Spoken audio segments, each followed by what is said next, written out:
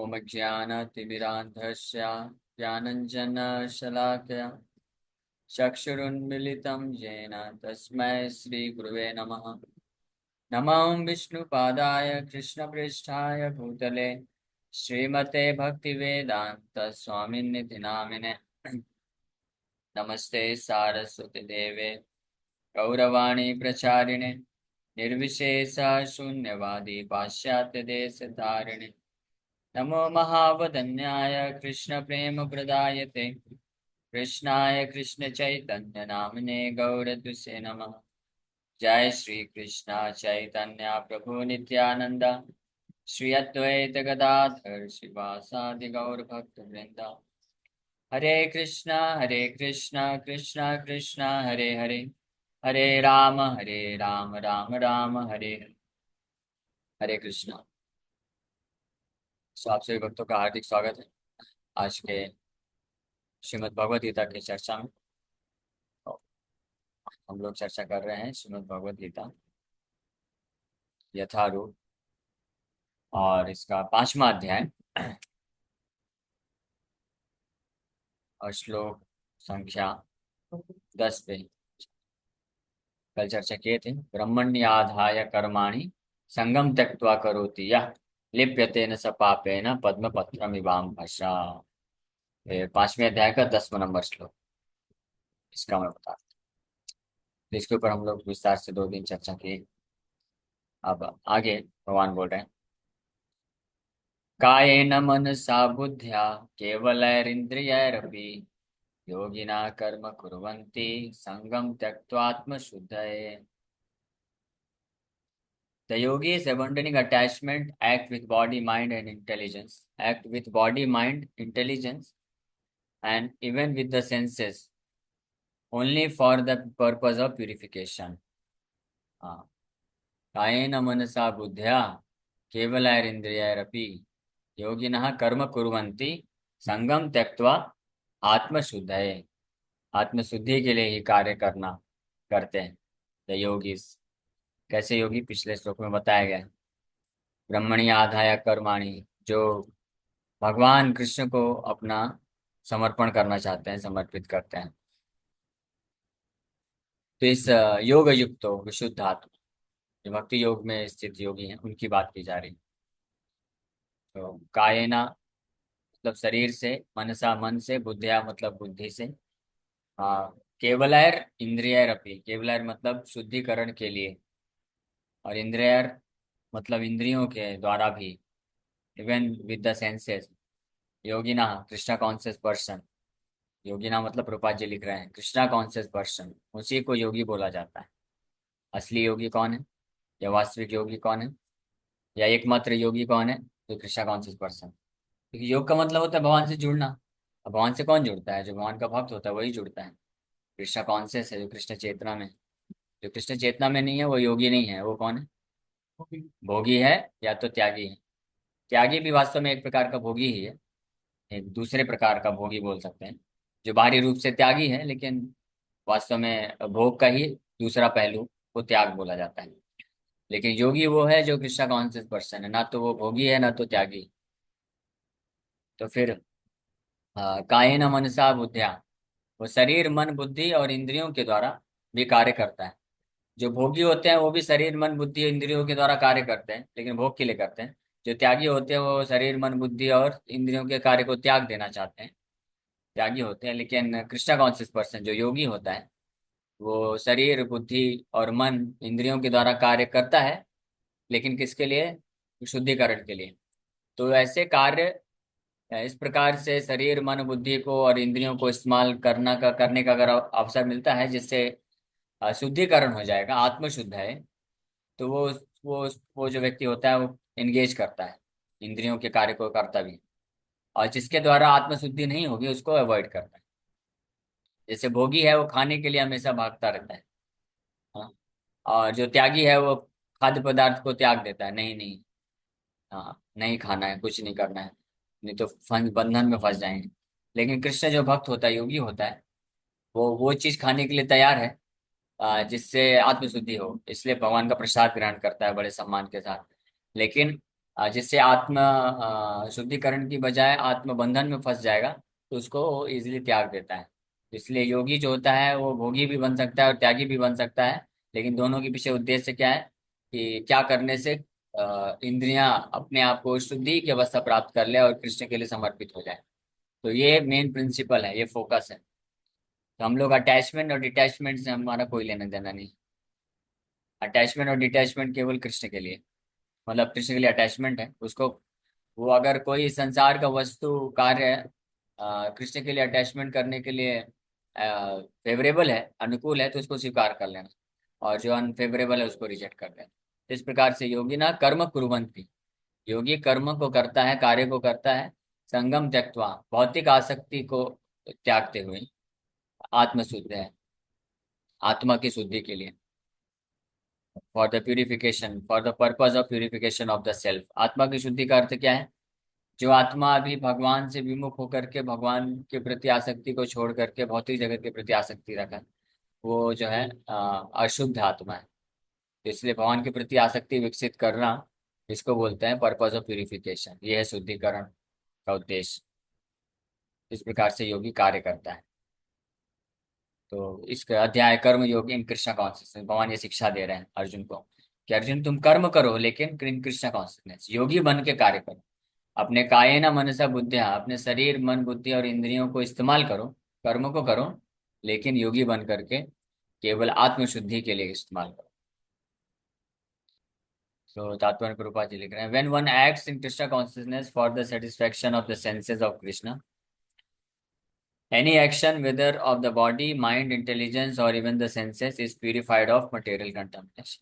जब कोई कृष्णा भावनामृत में या कृष्ण चेतना में या कृष्ण को ध्यान में रखते हुए या कृष्ण के लिए या कृष्ण को समर्पित करने के उद्देश्य से, हाँ, कार्य करता है, for the satisfaction of senses of Krishna, Krishna को संतुष्ट करने के लिए जब इस प्रकार से कोई एक्शन करता है, कार्य करता है, चाहे शरीर का कार्य हो, मन का, बुद्धि का, या इंद्रियों का कार्य, सारी इंद्रियां, पांच कर्मेंद्रियां, पांच ज्ञानेंद्रियां, और सारी इंद्रियों में से कार्य करने के लिए वो तैयार हो जाता है, अगर वो कृष्ण की संतुष्टि के लिए है, कृष्ण चेतना में है। तो ऐसा व्यक्ति फिर इस प्रकार का जो कार्य होता है वो हर प्रकार के भौतिक दोष से शुद्ध हो जाता है, is purified of material contamination. So there are no material reactions resulting from the activities of a Krishna conscious person. इस प्रकार से कृष्ण चेतना में स्थित व्यक्ति के द्वारा जो भी कार्य किए जाते हैं उसका कोई भी भौतिक परिणाम उसको नहीं झेलना पड़ता, नहीं प्राप्त करना पड़ता है। Therefore, purified activities, which are generally called sadachar, can be easily performed by acting in Krishna consciousness। सदाचार मतलब शुद्ध कार्य करना।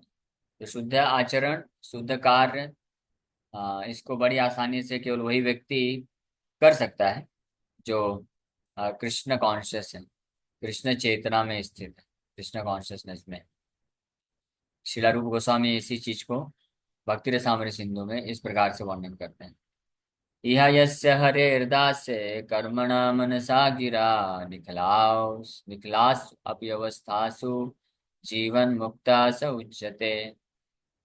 A person acting in Krishna consciousness, or in other words, in the service of Krishna, with his body, mind, intelligence, and words, is a liberated person even within the material world, although he may be engaged in many so-called material activities। यही गीता का श्लोक, ये same अर्थ है जो इस श्लोक में भगवान बोल रहे हैं, कायेन मनसा वा बुद्धया केवलैरिंद्रियैरपि योगिनः कर्म कुर्वन्ति संगम त्यक्त्वा आत्मशुद्धये। इसी को रूप गोस्वामी भक्ति रसामृत सिंधु में इस प्रकार से वर्णन करते हैं, यह यस्य हरेर दास से, हरि का दास बन करके, हरि के दासत्व को स्वीकार करते हुए, या भगवान हरि के सेवा के भाव से, सेवा के लिए हरेर दास से, इन कृष्ण कौन, कृष्ण चेतना में रहते हुए इस भौतिक जगत में भी, यह मतलब इस भौतिक जगत में, इस भौतिक संसार में भी, भौतिक शरीर धारण किए हुए भी, और भौतिक शरीर का इस्तेमाल करके, कर्मणा मनसा, मन का इस्तेमाल करके, गिरा मतलब शब्दों वाचों वाणी से, निखिलासु अपि अवस्थासु, although engage in material activities, पूरी तरह से भौतिक जगत में रहते हुए भी और पूरी तरह से भौतिक कार्यों में लिप्त होते हुए भी जीवन मुक्त सा उच्चते, और इस जीवित रहते हुए भी उसको मुक्त मानना चाहिए, क्योंकि आसक्ति नहीं है भौतिक जगत से, कृष्ण के प्रति आसक्ति है, कृष्ण के लिए कार्य कर रहा है, तो ऐसा व्यक्ति मुक्त है। वहीं दूसरी ओर जो कृष्ण हरेर दास से नहीं है, हरेर दास्य दासत्व का भाव छोड़ करके हरि बनने के भाव से इस संसार में कोई कार्य करता है या त्याग देता है, सन्यासी बन जाता है, त्यागी बन जाता है, कोई इंद्रिय तृप्ति नहीं करता है, वो भी वास्तव में मुक्त नहीं है, वो भी बंधन में है, इसलिए पतन किया था, ब्रह्मा जी बताते हैं। So he has no false ego for he does not believe that he is this material body, उसको कोई ऐसा मिसकंसेप्शन, फॉल्स ईगो मतलब ऐसा कोई मिथ्या विचारधारा में वो नहीं फंसा रहता है, इसलिए वो मुक्त होता है, क्योंकि वो अपने आप को ये शरीर नहीं मानता है, इस शरीर को केवल साधन के रूप में देखता है, और किसका साधन, भगवान का भक्ति के लिए साधन के लिए इस्तेमाल करता है। शरीर में हाथ है, पैर है, आंख है, जिह्वा है, कान है, नाक है, तो उन सबका इस्तेमाल करेगा, लेकिन किसके लिए इस्तेमाल करेगा, कृष्ण के लिए इस्तेमाल करेगा, तो इसलिए वो फॉल्स ईगो से मुक्त है। हाँ, मटेरियल कंसेप्शन से इस प्रकार से मुक्त होता है ऐसा व्यक्ति मिथ्या अहंकार से। So, for he does not believe that he is this material body. So, he has no falsehood or that he possesses the body. या वो ये इस बात को जानता है भली भांति कि वो इस शरीर नहीं है, शरीर को पजेस करता है, लेकिन ये शरीर मेरा पोजेशन नहीं, भगवान को बिलोंग करता है, तो भगवान के लिए इस्तेमाल करता है। So, he knows that he is not this body and that this body does not belong to him. इसीलिए ये जो कृष्णा कॉन्शियस भक्त होते हैं वो इसलिए विचार करते हैं कि मैं ये शरीर नहीं हूँ, एक बात है, और दूसरी बात ये शरीर मेरा नहीं है, ये शरीर किसके लिए इस्तेमाल होना चाहिए, कृष्ण जिसका है उसके लिए इस्तेमाल करना चाहिए। हम इस शरीर को फिर ऐसे व्यक्ति के लिए क्यों इस्तेमाल करें जिसको बिलोंग नहीं करता है, ये तो चोरी है ना, और किसी को क्यों मैं दूं, कृष्ण को क्यों नहीं देना चाहिए, कृष्ण का क्लेम है ये शरीर पे, हमारे मन पे, बुद्धि पे, तो मन में मैं और किसी का चिंतन क्यों करूं, मन में और किसी को मैं क्यों बैठाऊं, कृष्ण का है ना मन, हमारा नहीं है, हमारी गर्लफ्रेंड का नहीं है, हमारी पत्नी का नहीं है, बच्चों का नहीं है, माँ बाप का भी नहीं है। माँ बाप जन्म देते हैं, शरीर प्रदान करते हैं, लेकिन वो शरीर माँ का नहीं होता वास्तव में, वो तो शरीर भौतिक प्रकृति से मिलता है, पालन पोषण माँ करती है, तो वो सेवा हुआ, इसलिए कर्तव्य होता है उनका, फिर हम ऐसे ऋण चुका सकते हैं, कर्तव्य करना चाहिए, कर्तव्य कर सकते हैं, लेकिन प्रेम के पात्र केवल कृष्ण है, प्रेम के पात्र और कोई नहीं है इस संसार के, कोई भी सगे संबंधी हमारे प्रेम के पात्र नहीं, हमारे कर्तव्य के पात्र मान सकते हैं, क्योंकि हमसे उनको कुछ न कुछ मदद मिली है, तो as a duty, matter of duty हम उनको सेवा अर्पण कर सकते हैं, और अगर प्रेम का पात्र मानना भी है तो उनको कृष्ण भक्त के रूप में स्वीकार करके उनका सेवा करना चाहिए। लेकिन वास्तव में हमारे मन में, मन बुद्धि और शरीर और इंद्रियों का एकमात्र जो स्वामी है वो भगवान कृष्ण है, इसलिए उन्हीं को बिलोंग करता है, और इसलिए उनकी सेवा के लिए लगना चाहिए, ये क्लियर कट नॉलेज, कोई इसमें भ्रम नहीं। लेकिन जिनके पास इस स्पष्ट नॉलेज नहीं होता है, तो वो फिर इस प्रकार से बातें करते हैं कि गीता में लिखा है कि अपने कर्तव्य को करते जाओ, वही तुम्हारा ईश्वर है, वही तुम्हारी पूजा है, ऐसा कौन सी श्लोक में लिखा, इस श्लोक में तो नहीं लिखा, इस श्लोक में तो लिखा है कायेन मनसा बुद्धिया केवला इंद्रिय, शरीर मन बुद्धि और इंद्रियों से आत्म शुद्धि के लिए कार्य करना चाहिए, योगिना, योगिना मतलब जो कृष्ण से योग में है, और संगम मतलब आसक्ति को, भौतिक आसक्ति को त्याग देना चाहिए, संगम त्यक्त्वा लिख बोल रहे हैं भगवान, संगम बना के रखने के लिए नहीं बोल रहे हैं, तो ये हमेशा ध्यान रखना चाहिए कि he himself belongs to Krishna, जो जीवात्मा है वो भी कृष्ण को बिलोंग करता है, कृष्ण का है, यानी मैं भी कृष्ण का हूँ, यानी मैं भी कृष्ण का ही प्रॉपर्टी हूँ, संपत्ति हूँ, और साथ ही साथ में मेरे पास जो है, and the body too belongs to Krishna, ये शरीर भी कृष्ण को बिलोंग करता है। When he applies everything produced of the body, mind, intelligence, words, life, wealth, etc., whatever he may have within his possession to Krishna's service, he is at once dovetailed with Krishna.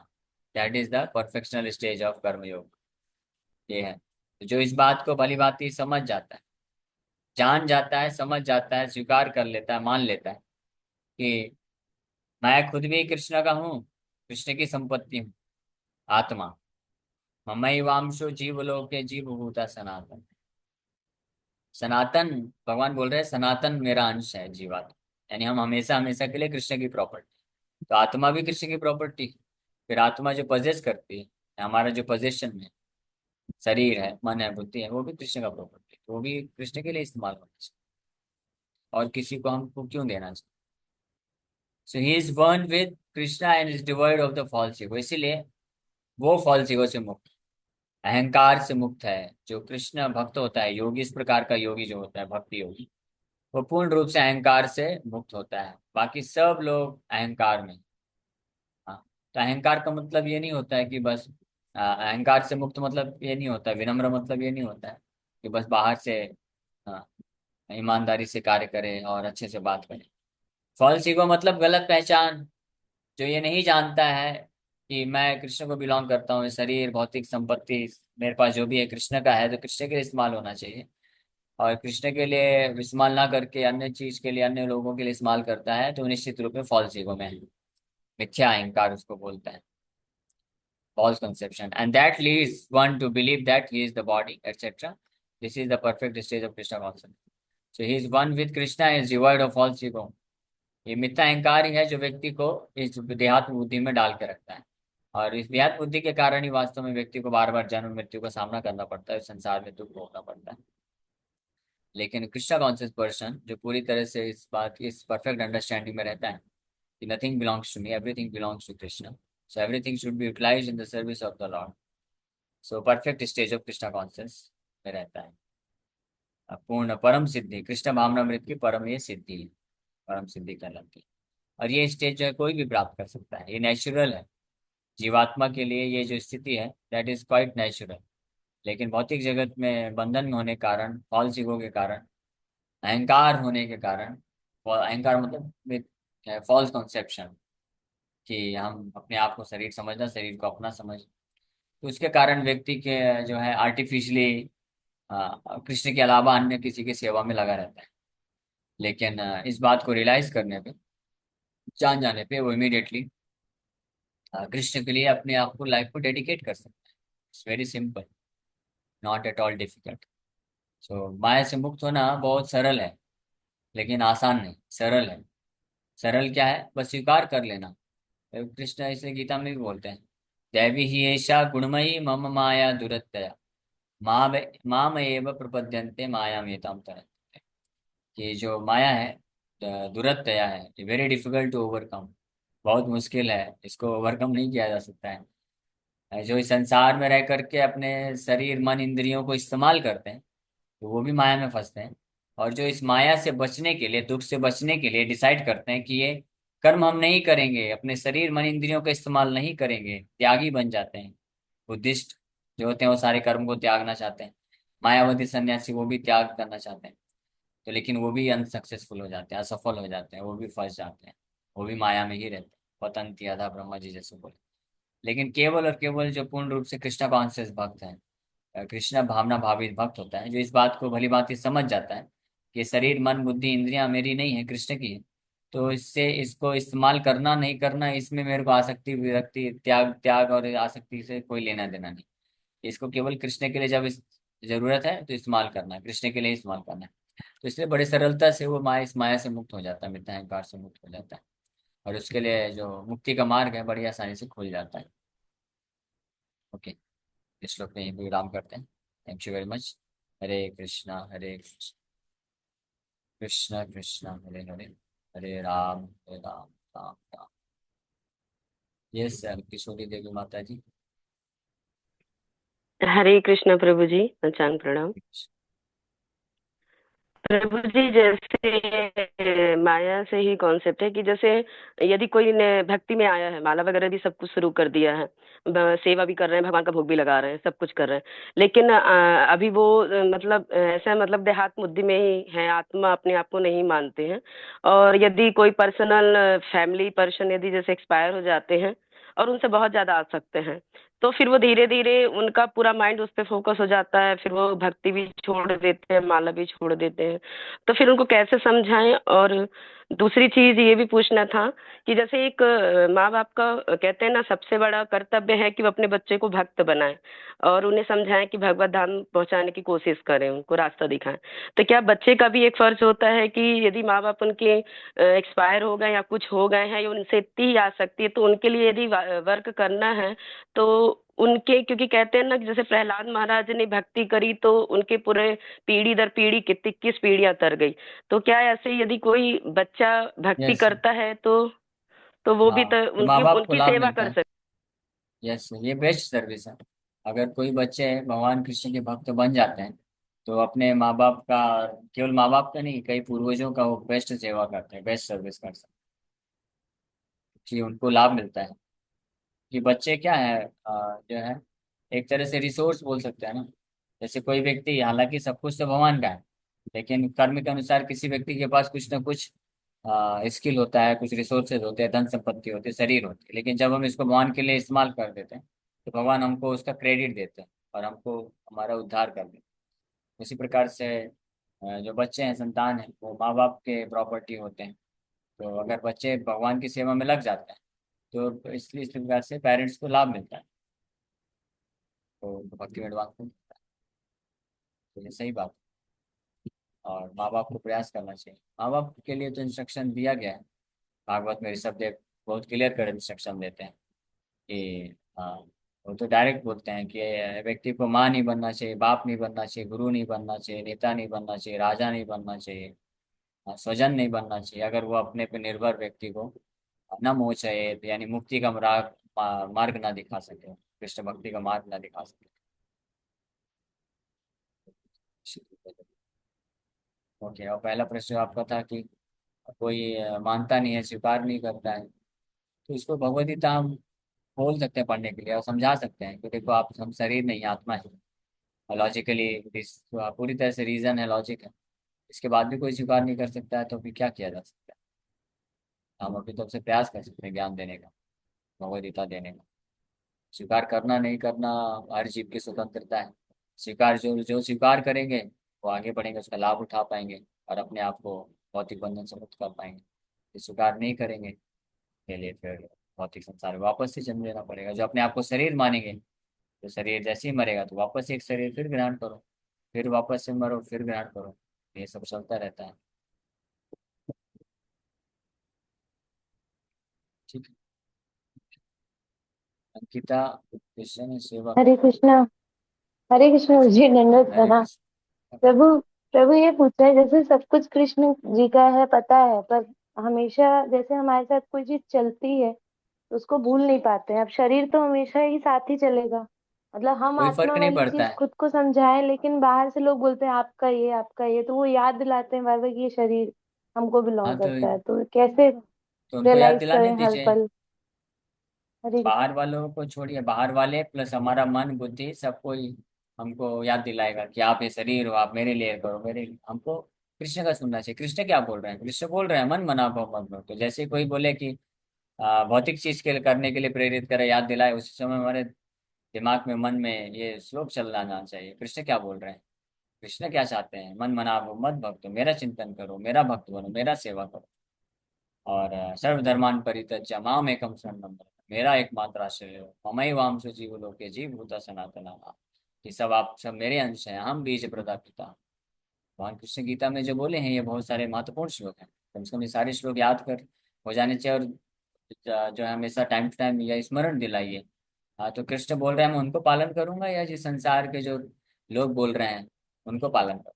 जैसे एक youth बोल रहा था कि प्रभु जी, लेकिन लोग तो ऐसा बोलते हैं। मैं बोला, लोग जो बोल रहे हैं वो आपके लिए इम्पोर्टेंट है, या प्रभुपाद बोल रहे हैं, कृष्ण जो बोल रहे हैं वो इम्पोर्टेंट है? आप डिसाइड करो। तो भक्त है, भक्ति करते हैं, 16 माला जप करता है, लेकिन वो बोल रहा था ऐसे ऐसे कि प्रभु जी, लेकिन लोग तो ऐसा बोलते हैं। तो आप डिसाइड करो, लोग जो बोलते हैं आपको किसको फॉलो करना है। हाँ प्रभु जी, कृष्ण जो बोलते हैं वो फॉलो करेंगे, लेकिन लोग फिर प्रभु जी बोलते हैं, कृष्ण लोग बोलते हैं कि गीता में ऐसा लिखा है कि ये सेवा करना चाहिए, समाज सेवा करना चाहिए, माँ बाप की सेवा से बढ़कर और कुछ भी नहीं है। हाँ, मैं बोला आप दिखाओ कौन सा श्लोक में भगवान कृष्ण बोलते हैं ऐसे। अर्जुन को तो भगवान तो डायरेक्ट बोले कि मैं जो बोल रहा हूँ मेरा इंस्ट्रक्शन फॉलो करो और मारो। भीष्म पितामह को मारो, द्रोणाचार्य को मारो, सबको मारो।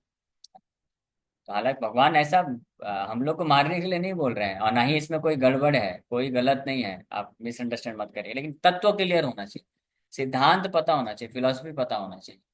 हम सबका सेवा कर सकते हैं, माँ बाप का सेवा करना चाहिए। जो वैष्णव होता है, भक्त होता है, वास्तव में भक्ति है जो सबसे बड़ी सेवा करता है। ना केवल अपने माँ बाप का, बल्कि हजारों माँ बाप का सेवा करता है, सब जीवात्मा का सेवा करता है।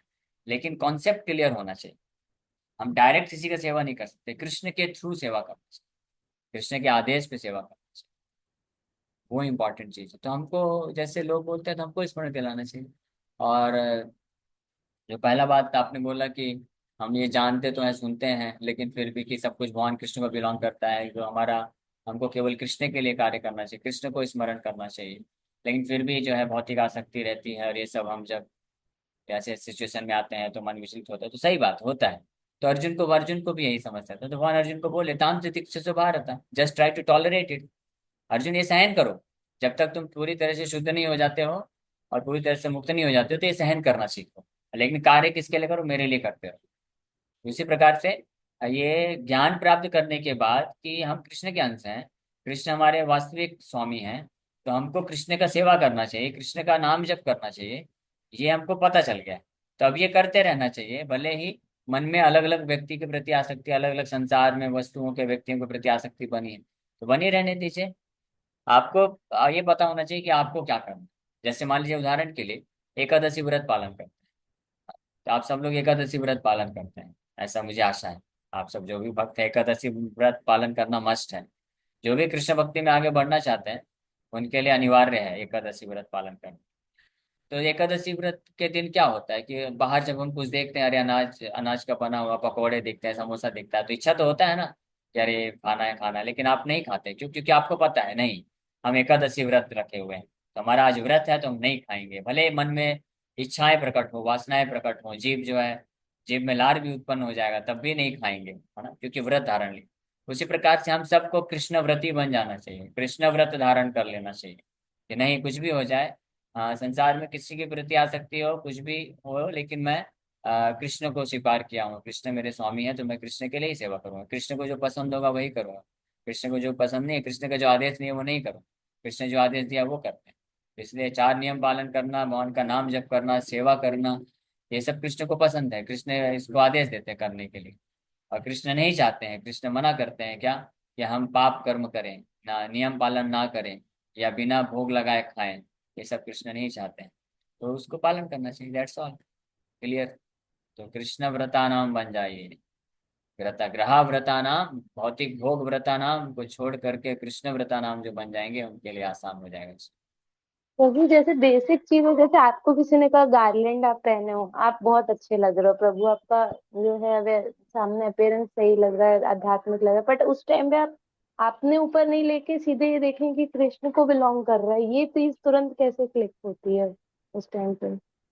बस इसको एक्सेप्ट करना है, जानना पर्याप्त है। अगर आपने जान लिया कि ये कृष्ण को बिलोंग करता है, तो कृष्ण का है, सिंपल। मैं भी कृष्ण का हूँ, सब कुछ कृष्ण का है। भले आसक्ति है तो बने रहने दीजिए आसक्ति, आसक्ति को क्या करना है, आसक्ति तो मन में है, मैं मन थोड़ी ना हूँ।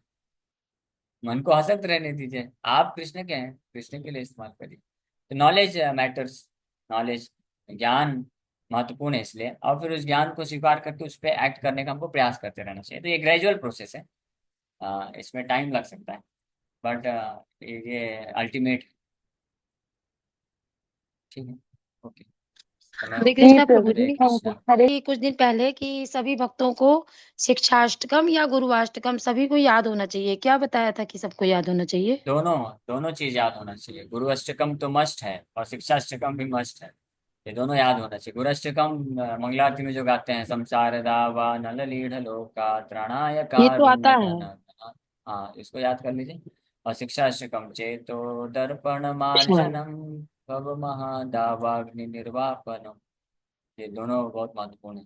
और साथ ही साथ में गुरु पूजा, गुरु वंदना जो होता है, श्री गुरु चरण पद्म केवल भक्ति सर, ये भी याद होना चाहिए। कम से कम ये तीन चीज तो मस्ट है, तीन चीज याद कर लेना चाहिए। जी हरे प्रभु जी।